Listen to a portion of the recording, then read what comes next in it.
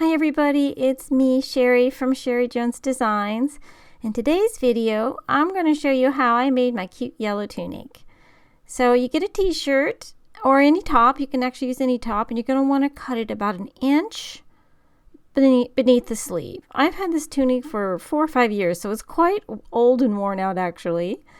And you're going to just cut it straight across I usually do about 1 inch below where the sleeves are at. But remember, you can use any kind of top. You could use a hoodie, you could use a long sleeve, any shirt you want to, and you can add this cute little patchwork down below. Of course, my yellow one was themed after John Deere. I found a cute little John Deere print. So I'm going to be using a different shirt in this one, of course. I didn't have a yellow one and I didn't have John Deere. So I'm going to be using this blue one. So you cut it off, and I didn't even get it exactly straight. It's not an exact science. And I've decided to use orange and kind of like blue, that material that I had shown before in a previous video. I just thought that would be fun. So here we're going to start with a square, or it can be a rectangle, of course, but it's got to have straight sides. And I'm going to start here at my corner right underneath the sleeve. And the reason I'm going to do that, because that's going to be an end seam down each side at a flare. And I had a little bit of trouble, honestly, with my camera this time shaking. I've been working on it. I'm not sure what to do. The machine, I don't know if it's my floor or what it is, but I'm working on it. So after you put your square on, you're just going to get, whatever colors you're using. You make this up. Here's how I do anyways. I make it up as I go. And each piece, it can be any color that you like. Pick the colors that you like. It can go on top. It can go underneath of your t-shirt. I usually put it on end up usually putting it on top because it's stronger and the t-shirt doesn't stretch as easy, and so you don't get kind of like that wavy line you get when you stretch a t-shirt. And as you're sewing onto the t-shirt, just be quite careful not to stretch your t-shirt, because otherwise it'll act like an elastic and it'll try to stretch whatever you hook to it, and it can be wavy. And so I've decided, since I put this up onto the t-shirt a little bit to kind of break that line up, I've decided to pin it and pivot. And I do patchwork in 2 different ways. This is the easiest way, which is just raw seam on top raw seam. And this is actually very common on Etsy to see clothes made like this. And that's how the yellow shirt is made. And with regular washing, it's lasted me at least 4 years. So they hold quite well. And if you like that sort of rustic boho look, kind of with the raw edges and seams, then you'll love the way this looks. And it will fray a little bit at first, but when you trim it after a few washings and stuff, it has a really cute look to it. I actually prefer the way it looks over the other way you can do patchwork, which is to fold the seam over. But I don't know, sometimes I feel like the customers don't expect it to fray, and so I end up doing the folded over version, which I'll show in another video. But today I'm showing you the flat seam, which ends up with what I call a raw seam on top. Okay, so I've added another piece here, and I'm going to go all the way to underneath of the other sleeve, because that's where my seam is going to be, down the sides.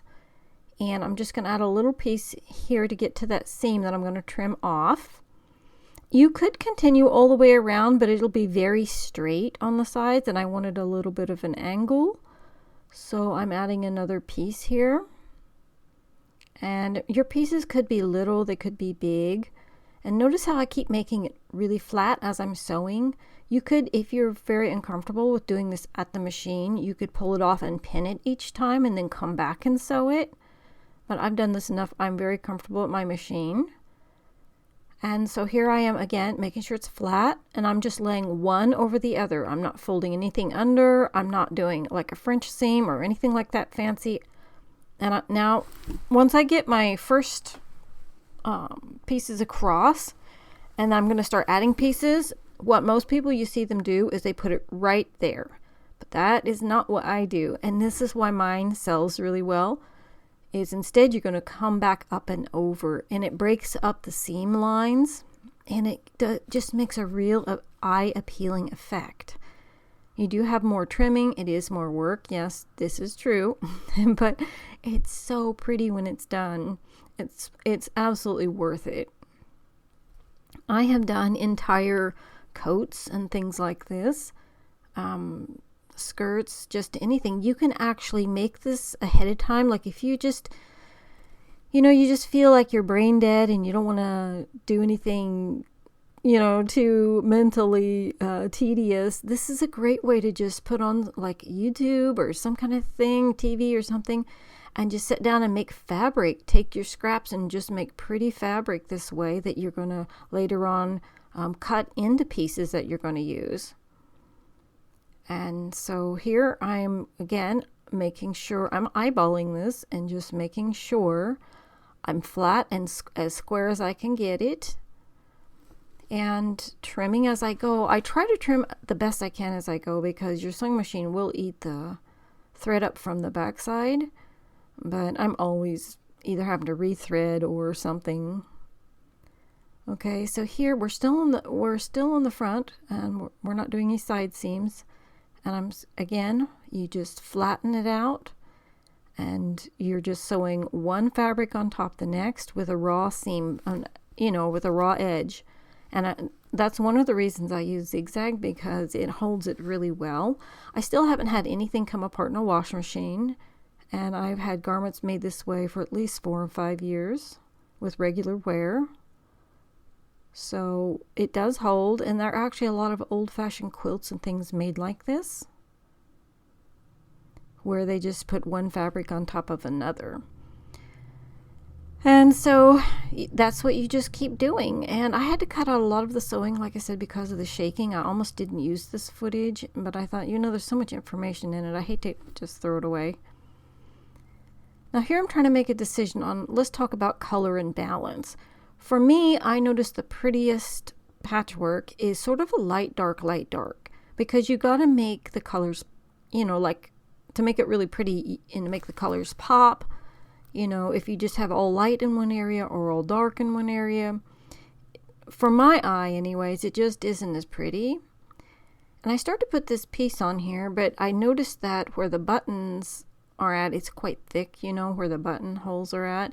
And I decided that if this was me going to wear this garment, I would not want that up underneath my arm.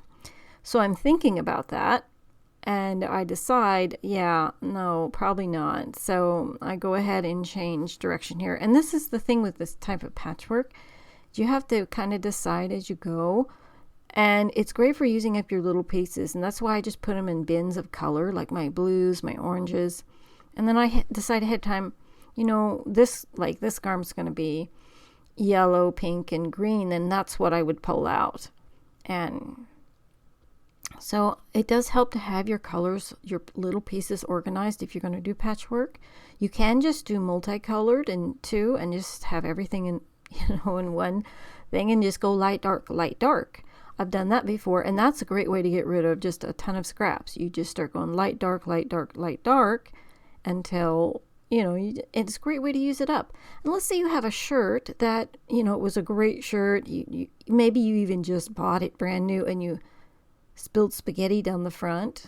There I'm showing that I'm going to do the angle, but let's say you spilled spaghetti down the front but the back was all good. You don't have to throw it away. You can still use all the good fabric in it, cut the stain parts out, and this little method just helps you turn them into really fun, beautiful clothes. You can make skirts like this. Basically, you could just make your own fabric this way out of what you have left. And now I'm trying to decide on what next, because I've got, quite a few what I consider more lighter, brighters there with a black up in the corner, like a black check. And I'm starting to feel this is a little out of balance, and I want to kind of bring it back into balance. So then I start looking for something a little bit darker, and I opt for a little piece of black. So, and this type of, it's very in the moment, creative as you go, which I really like. I like that I don't have the full idea what I'm going to make when I start. That I like that. aspect to it, the excitement, kind of the adventure. You know, when you sew by patterns and you go pick your fabric out and you pre-cut your pattern pieces and you got a picture of how it's going to turn out, it becomes more of a job, where this is more of an adventure for me. I'm like, okay, you know, I got a general idea, you know, I'm gonna add some patchwork, and I think I'm gonna do these 3 colors, and I'm gonna use this top, but I actually don't know how it's gonna turn out exactly. And then it's fun to have a surprise at the end as you go along and you're building it. And I just really enjoy doing the patchwork. It is time consuming, so I don't get to do a lot of it for my shop because it is quite time consuming, especially if you're using really small pieces. I have spent sometimes 3 to 4 days just to make a piece with the patchwork. And so then I'm like, okay, what color next? And then, you know, like normally instinct would be to put it there, but watch, if you move it up, it to me is just so much more eye appealing. Like all of a sudden it's got, your eye is like, oh, I forgot there. I didn't leave my thread down far enough. And I do that all the time, you guys. I'll be so into where the patchwork goes that I will be like, oh no, I did it again. So, and it happens. And I just wanted to show you the struggle, because if you go to do this, you're likely going to be facing the same issues. And it, like I said, it's fun, but it does have its tedious qualities. I like to just put some music on or some YouTube or something and just sew. And I've decided as I was sewing that I didn't want to see the whole orange piece. To me, I felt like it overwhelmed it. So I was like, you know, I think, you know, I've got plaid here, or plaid and check or whatever. And then I think I want to break it up and add another, a different print or a different shade in here. So I decided just to stop there. And that's what's fun for me, because I can say, you know, I don't like this piece, or, you know, let's say you added a piece you didn't like. It's just seam on seam. You can just cut that piece out, and it makes it really, really fun because it's so creative, and you can do so much with it. You can, you know, making your own fabric with it. You could end up making, you know, you can make pants. You could make anything, shorts, because you're creating fabric. So just think of all the options. Your top could be, you know, anything. I love to do long sleeves on the top, and then add all kinds of, you can do this with flannel pieces and have an entire flannel shirt when you're done that's all out of flannel colors. And I have tried doing it with denim, but it ends up really heavy. The whole garment is like really, really heavy. It would probably be okay to do patchwork like that in denim, to do a denim jumper, like something you'd normally buy that was denim, but I tried to do a dress on a knit top. It was just too heavy. The poor knit top was just like begging for mercy. Okay, so here you see I'm going to lay it out and make sure I'm getting to the length I want, because what can happen is you can just keep sewing and go way past the length you need. So I've decided I want 32, because I found out in my store 32 inches sells really well. So I decided I would go to 32. And so I added extra pieces to get down to my 32. It's somewhere between 30, 31, and 32. Sells really good. And then I'm just going to mark it from the very top of the collar. And I squished it out a couple times. Looks like I maybe should have done a little bit more there, but it came to the same place. So I guess all is good, right? And I'm going to use my yardstick here, which is very handy, by the way, to get yourself a cheap yardstick. And I'm just going to mark it with some chalk, and I'm going to cut an approximate hem. This, you know, nothing here is super scientific. We're just getting approximations of things. And so after I trim that off, I'm going to work on my other side. And I want to show you how to do the corner. Basically, I'm just going to start there. I will have to add more on to get my angle, because I want to angle it out about on the sides to give it a little bit of flow. I'm going to angle it out 3 to 4 inches. So what I've decided to do here, which is a little bit tricky, but you want your seam to start right at the seam under the sleeve.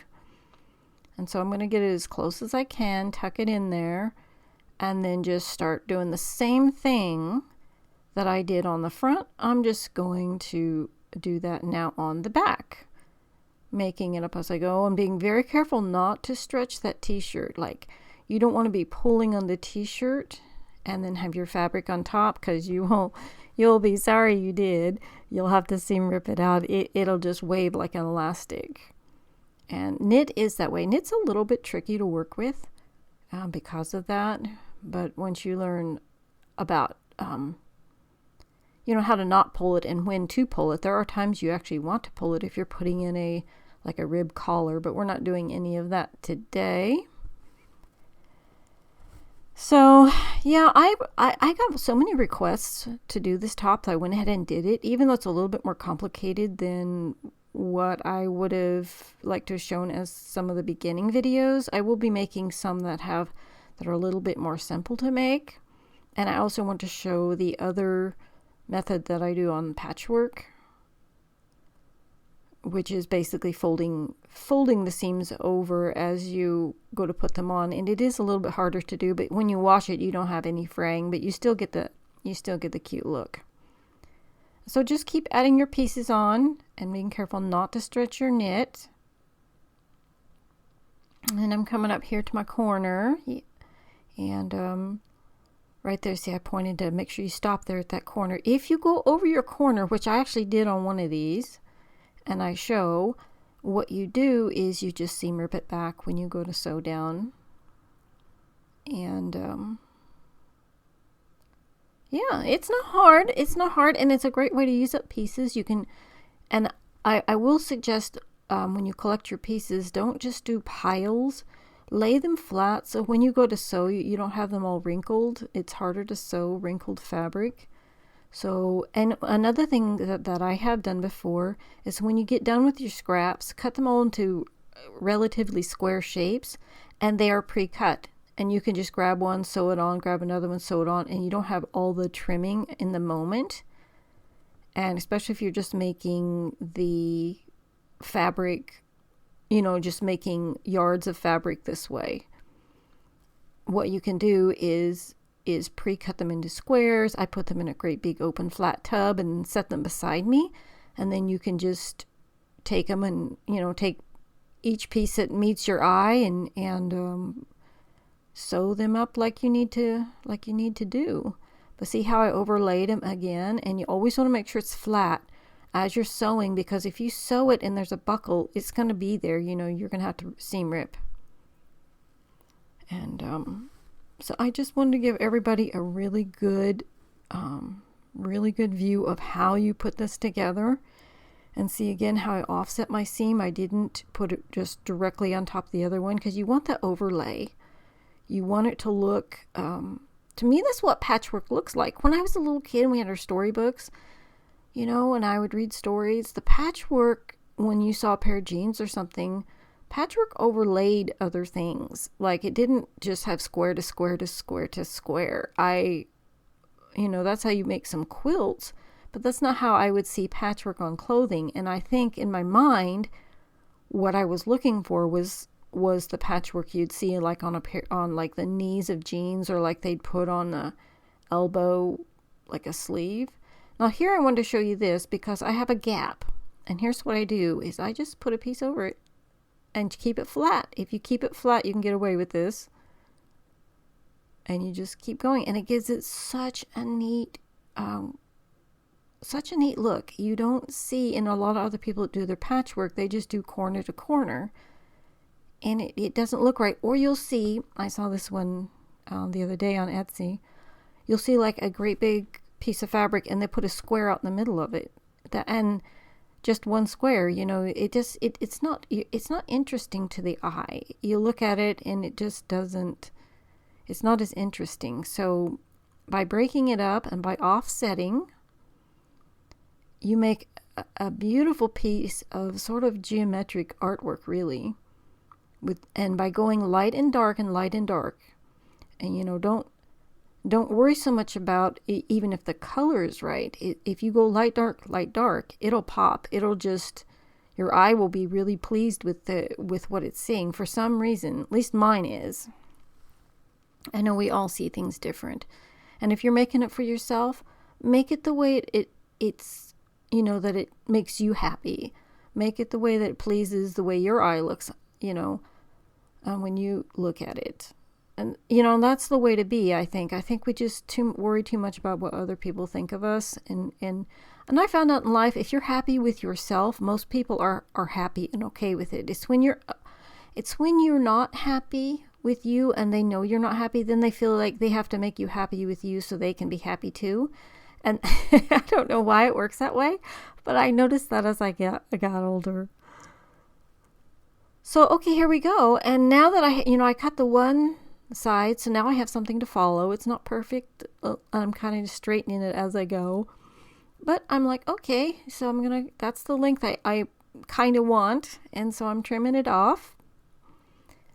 And then once I get my bottom piece trimmed, I'll have my hem. And now I just have to focus on my sides. And then when I get them trimmed, then I'll be able to finish my garment. And we'll be all done. And that'll be so amazing because we'll be able to see how cute it is. And so here, what I've decided to do is to give myself a little extra for error. And so I've decided to go about the width of the yardstick itself. Because a lot of times on the sides, you can close them two different ways. And you can do an overlay method, or you can pin them together, right sides together, and just sew your side seam down. And so I'm trimming off my extras here. You see me going there, my poor little knife thing there. I still haven't put a new blade in it. I'm like, I think it can make one more cut. So I just keep using it.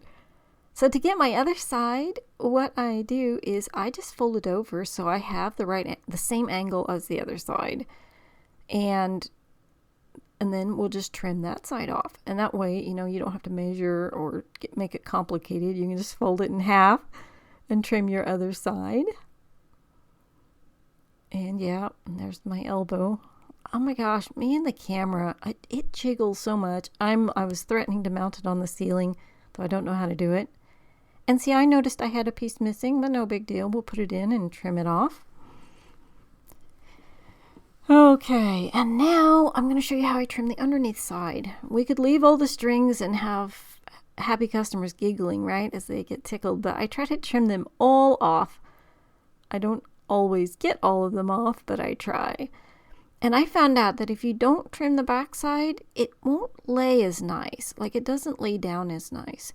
Because when you're overlapping, you're creating almost like little pockets on the other side. And so the garment doesn't tend to want to like flex. I don't know if that makes sense. Or lay like it as nice as it could. So what I do is any place where I've overlaid and created like a little pocket, I'm going to carefully trim that out. And if you by accident make a hole in your garment, I didn't do it this time, but I have done it. All you have to do is just put a patch on it back on the other side. So see, you don't have to be scared to trim here. You can trim strings and trim off the excess.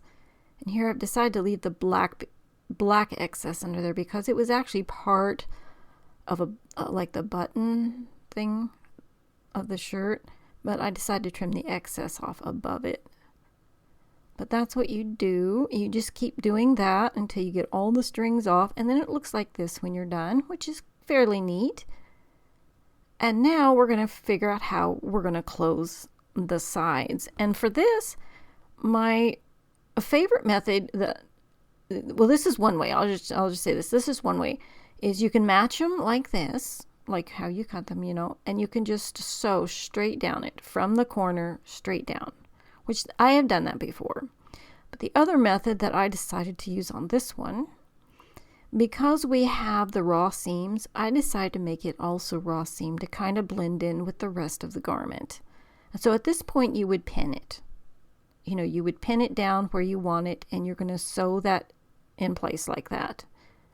And then you're going to seam rip. If you don't have enough room to start right at the seam of your t-shirt, you're going to seam rip that until the fabric lays down correctly there, and you can start. And that's what I had to do on one. The other one was okay, but this one I had sewn a little bit too far on, and one fabric came over the seam. So, no big deal. Got my seam ripper out. We fixed that. And I had to do a little bit of side stitching here because when I seam ripped it, I got a little industrious and it actually went down a little bit too. So when you overlay like this, especially if you haven't done this before, I actually think it is wise to pin it first because it's a little bit trickier to get it to lay flat on the way down and to make sure that the seam underneath is being covered, like you don't have a hole as you go down. And cutting it nice and straight helps because, you can kind of follow that along as well. So, but I did one side and then I just, on the other side, I noticed that I was okay. I didn't have to seam rip it. I did stop where I was supposed to, but it's wider. Like I cut it wider than the other side. So normally you would pin it again. You would want to pin this and make sure that it lays flat all the way down. But I'm just going to smooth it out, lay it where the same overlap all the way down, and I'm going to trim it afterwards. I can actually feel where it's at. You see with my finger there, I can feel where it's at, and so I'm going to zigzag just like that I used on the rest of it. If you use a straight stitch for this, I suggest stopping every now and then and just backing up because that'll lock it. So if your seam starts to come undone somewhere, if every 4 to 6 inches, if you stop and do a little backup, especially on knits, it will stop. So if you do have a seam give, it will stop somewhere and not the whole garment. You won't have a big mess, and it will strengthen it because straight stitch, it can unravel easier and it can rip easier, especially on knits. But I just like the way zigzag looks. That's why I use it a lot, and that's why I said upcycling is art, because you get to do what looks good to your eye. Some people, especially if you were a perfectionist, this style here would drive you crazy. It's like you'd need therapy afterwards. You'd be like, I can't sleep at night now. Somebody actually did this. so if this disturbs anyone, I apologize. It's very unorthodox sewing. So here I'm comparing, and I noticed that the hem on my yellow one is different.